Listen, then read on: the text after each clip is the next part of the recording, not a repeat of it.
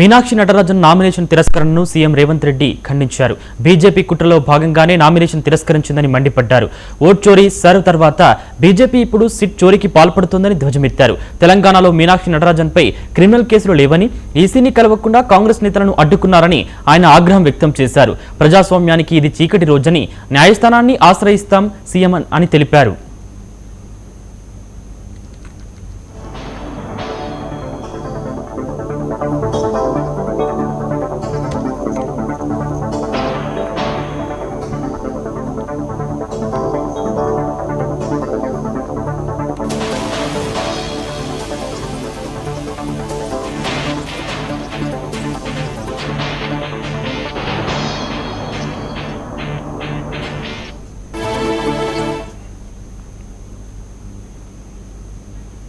Meenakshi Natarajan nomination తిరస్కరణను CM Revanth Reddy ఖండించారు. BJP కుట్రలో భాగంగానే నామినేషన్ తిరస్కరించిందని మండిపడ్డారు.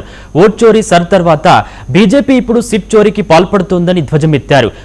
తెలంగాణలో మీనాక్షి నటరాజన్పై క్రిమినల్ కేసులు లేవని, ఈసీని కలవకుండా కాంగ్రెస్ నేతలను అడ్డుకున్నారని ఆయన ఆగ్రహం వ్యక్తం చేశారు. ప్రజాస్వామ్యానికి ఇది చీకటి రోజని, న్యాయస్థానాన్ని ఆశ్రయిస్తామని సీఎం తెలిపారు.